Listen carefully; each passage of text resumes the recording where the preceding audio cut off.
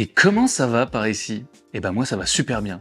Et vous savez pourquoi? Parce que je sais ce qu'on va manger aujourd'hui. Bon, on ne va pas passer par 4 chemins. Je pense que vous n'êtes pas prêts pour la recette du jour. Mais non, je vous dis que vous n'êtes pas prêts. Allez, bon, ok, si vous insistez. Mais j'espère que vous êtes bien installés, hein. Je vous aurais prévenu.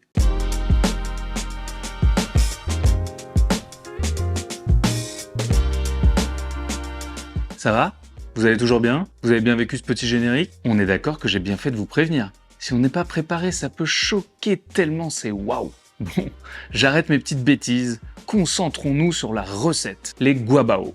Ce sont des petits sandwichs briochés d'origine chinoise, maxi moelleux et bien dodus, on peut les garnir d'absolument tout ce qu'on veut. Et bah ouais, c'est un peu le principe d'un sandwich finalement. Ces petites merveilles sont aussi populaires dans le monde entier grâce à Taïwan qui en a fait un des monuments de sa street food. Aujourd'hui, on part sur un grand classique avec du porc, mais il existe des centaines de versions avec de la viande, que ce soit du bœuf, du poulet, du poisson, et tout autant de versions 100% végétariennes. Alors n'hésitez pas à me dire dans les commentaires si ça vous tente de faire d'autres propositions. Et si oui, lesquelles? Pensez d'ailleurs à vous abonner pour ne pas louper la version qui vous fera kiffer. Bon, c'est pas tout, mais on a du boulot. Sortez vos tabliers, ça part sur des baos. On commence par l'une des pièces maîtresses du bao, la pâte. On prépare tous les ingrédients pour les petites brioches. Pour les rendre encore plus moelleuses, on va utiliser la technique du tangzhong. On va venir faire cuire rapidement de la farine et de l'eau dans une casserole pour obtenir une pâte un peu épaisse mais toujours un peu fluide. N'hésitez pas à ajouter l'eau progressivement pour bien l'incorporer à la farine. On mélange sans s'arrêter sur feu doux et attention, restez pas loin parce que quand ça épaissit, ça va très vite. Voilà, on veut cette belle texture. On ne veut pas non plus une texture trop serrée. Et voilà. Il ne reste plus qu'à la mettre dans un petit récipient. On peut mettre un peu de film alimentaire au contact pour éviter que le tangzhong ne sèche. Et voilà, il ne reste plus qu'à le mettre au frigo pour qu'il refroidisse. Alors moi je vais faire la pâte au robot. Et oui, vous commencez à me connaître, je suis un petit fainéant. Et pour mes warriors qui vont la faire à la main, courage à vous. C'est parti, on va mettre tous les ingrédients dans la cuve. On commence par la farine, suivi de près par le sucre. Un peu de lait entier en poudre pour le rendre encore plus moelleux. Choisissez une poudre assez fine pour éviter les morceaux. Pour avoir une jolie pâte bien gonflée, un peu de levure boulangère sèche, mais aussi un peu de poudre à lever. Ah bah ouais, mais on veut qu'il soit bien dodu aussi. Et hop, un peu de sel, on fixe le crochet ou ses petites mains et on peut faire un premier mélange à sec afin de bien répartir tous les ingrédients dans la cuve. Maintenant que tout ça est fait, on va pouvoir passer aux ingrédients liquides. Notre fameux tangzhong qui a bien refroidi, suivi de près de l'eau et du lait entier. Et oui, pour ces petits pains, c'est mieux de prendre du lait entier, il est beaucoup plus riche, ce sera plus sympa. Et voilà, on descend le crochet.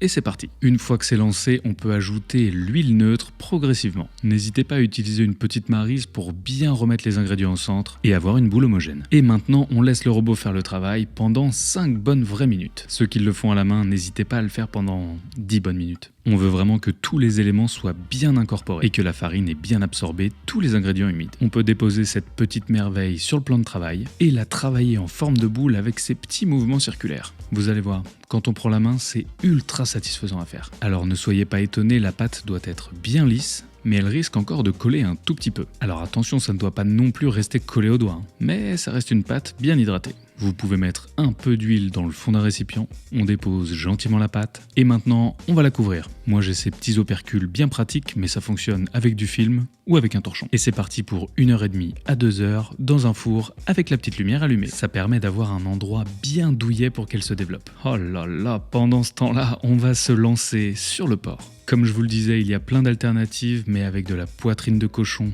Oh, c'est incroyable. Si vous voulez un morceau un tout petit peu moins gras, n'hésitez pas à prendre de l'échine. En revanche, n'optez pas pour un morceau trop maigre car ça doit cuire longtemps et on veut que le gras vienne nourrir la viande. S'il n'y a pas assez de gras, votre cochon risque d'être bien sec. Mais oui, toi tu seras très bien. On enchaîne avec la garniture. Munissez-vous d'un magnifique morceau de gingembre. On va au plus simple, alors on le coupe finement en gardant la peau. Pour l'ail, c'est pareil, on ne va pas trop se prendre la tête, on va juste les écraser avec la lame du couteau. Pour donner un petit goût encore plus sympathique, je vais débiter grossièrement des petites cébettes. Et voilà une base aromatique déjà incroyable. Dans une cocotte, un peu de matière grasse, mais pas trop, le cochon l'est déjà assez, et on dépose le porc côté peau. Ça va lui permettre de bien se tenir à la cuisson et d'avoir un petit côté croustillant comme ça. On retourne côté chair et on va déposer gentiment la garniture aromatique. On a dit qu'on allait mijoter, du coup il nous faut du liquide. On commence par une généreuse dose de sauce soja, un peu de sauce huître pour amener cette texture et ce petit goût incroyable. Et on continue les strates de saveur avec quelques feuilles de laurier, de l'anis étoilé, qu'on appelle aussi de la badiane. Un peu de cannelle. Alors ça, je vous le dis tout net, vous ne pouvez pas passer à côté, ça sent trop bon. Une belle petite dose de sucre brun, ça va venir contrebalancer la sauce soja et le gras du cochon. On mélange grossièrement pour répartir un peu tout ça. Et on mouille quasiment à niveau avec de l'eau. Notre porc doit être totalement immergé.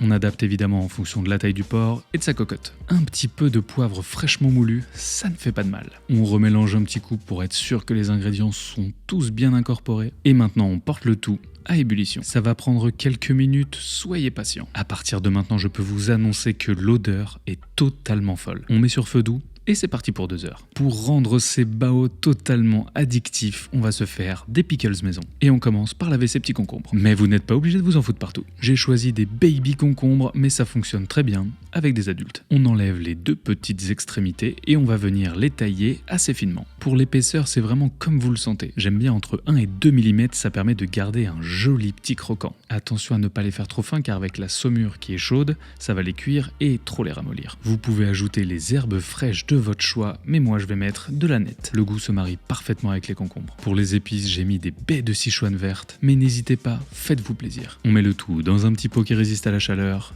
et on s'attaque à la préparation. Aujourd'hui, je suis parti sur du vinaigre de cidre, mais ça marche super bien avec du vinaigre de vin blanc aussi. On ajoute un peu d'eau, du sucre et une demi-cuillère à café de sel fin. On fait chauffer tout ça pour dissoudre le sucre et le sel. Et quand la préparation est bien chaude, on la verse directement sur les concombres. Et maintenant, on laisse refroidir ces petites merveilles à température ambiante. Et quand ils sont froids, c'est parti pour un petit tour au frigo. Je ne peux que vous conseiller de préparer ces petites merveilles à l'avance. La veille, ce sera parfait. Je le fais toujours en grande quantité parce que vous pouvez l'utiliser dans à peu près tout. Et c'est ça qui est génial. Dans des sandwichs ou des salades par exemple. Mais je vous rassure, c'est déjà délicieux au bout de 2 heures. Attention, c'est le moment de se mettre sur notre spicy mayo. Alors moi je vais utiliser de la Kewpie. C'est une mayo japonaise qui est absolument délicieuse. Mais surtout, si vous voulez vous faire une mayo maison, allez-y, je vous en prie, faites-vous plaisir. On verse la mayo dans un récipient. Pour la mayo, pas besoin de mesure, allez-y à l'œil. Pour la sauce piquante, je vais mettre de la Fumado, une hot sauce fumée made in Bruxelles, créée par l'équipe de Sweat. Attention, c'est très addictif. Ça va donner une couleur incroyable à la mayo, mais surtout un petit goût de piquant et de fumée. Ça va être magnifique avec le porc. Pour que ce soit plus simple au dressage, je la mets dans un bidon, mais ça fonctionnera très bien aussi dans un sac congélation. Vous pourrez couper un tout petit angle du sac et ça laissera passer un joli petit filet de mayo pour un dressage bien précis. Mais si jamais vous êtes chaud, je vous conseille ces petits bidons qui se referment.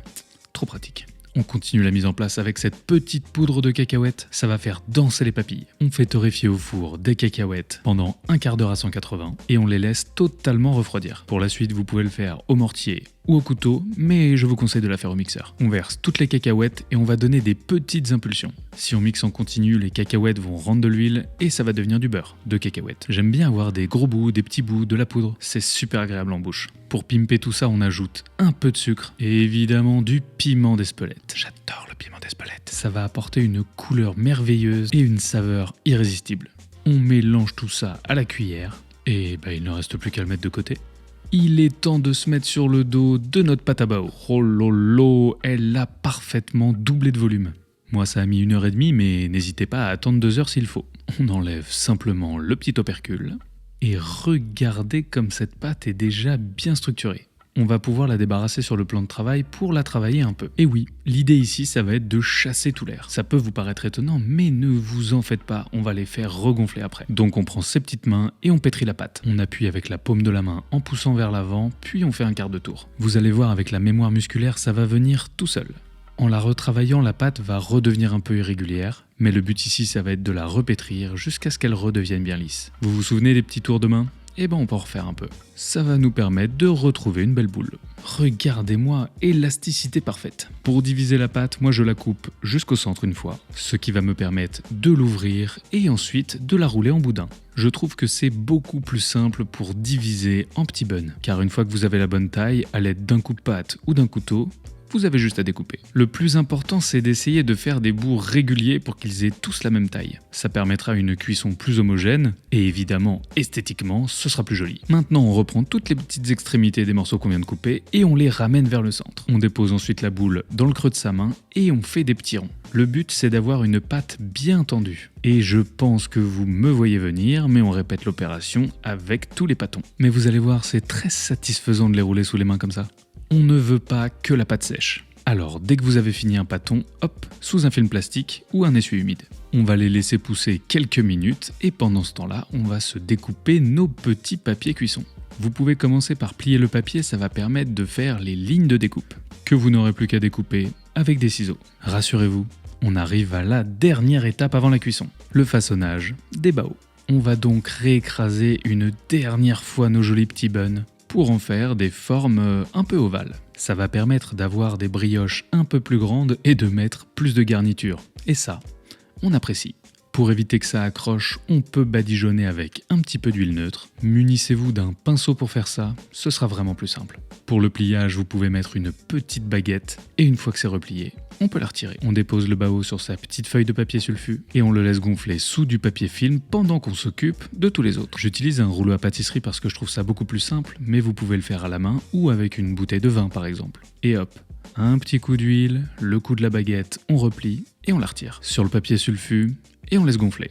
On fait ça avec tous les baos et on laisse pousser 15 minutes. Ça nous laisse pile poil le temps de nous occuper du porc. Pendant ce temps-là, on regarde que notre porc va toujours bien. Soyez pas étonnés, entre-temps, j'ai rajouté un bout de poitrine. Et un quart d'heure plus tard, les brioches ont bien gonflé. C'est magnifique. Pour la cuisson vapeur, je vais utiliser des paniers en bambou. Mais ça fonctionne bien avec d'autres paniers vapeur, je vous rassure. On va donc porter à ébullition de l'eau et pendant ce temps-là, on dépose les baos dans notre panier. Attention à ne pas les superposer car ils vont encore gonfler un peu. On referme le panier et c'est parti pour 14 minutes de cuisson. Et surtout, on n'ouvre jamais pendant que ça cuit. Pour éviter d'être tenté d'ouvrir pendant la cuisson, je vous conseille de vous mettre sur le porc. Alors pas au premier degré, il n'a surtout pas mérité ça. On va juste le sublimer avec une dernière cuisson. On le débarrasse sur une plaque et on va le laisser refroidir un petit peu. Vous pouvez d'ailleurs faire ça la veille et le laisser refroidir toute la nuit au frais.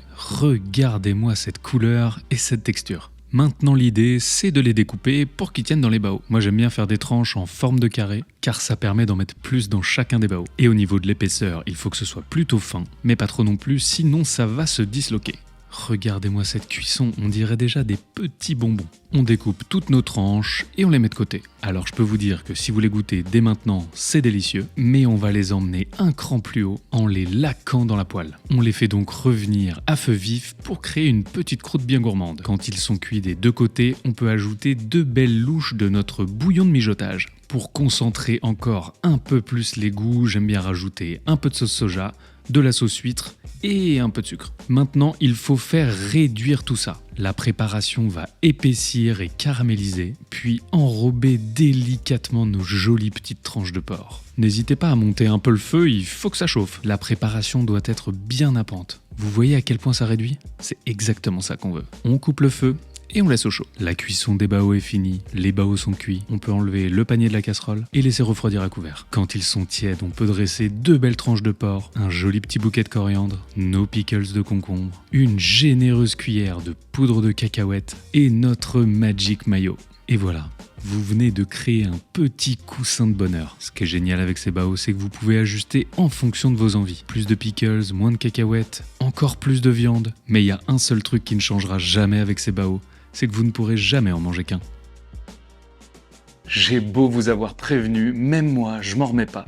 C'est vraiment trop bon. Si cette vidéo vous a plu autant qu'il m'a fait plaisir de la réaliser, pensez à la liker et à la partager autour de vous. Si vous aimez ce genre de recettes, abonnez-vous. Il y a une nouvelle vidéo toutes les semaines. En plus, c'est gratuit pour vous. Et pour nous, c'est un coup de pouce énorme. N'hésitez pas à me faire vos retours en commentaire et je vous dis à très vite pour de nouvelles recettes très coquines. Je connais déjà celle de la semaine prochaine et je peux vous jurer que c'est du costaud. C'était Hugo, vous êtes toujours sur Woogies. Bon appétit, ciao!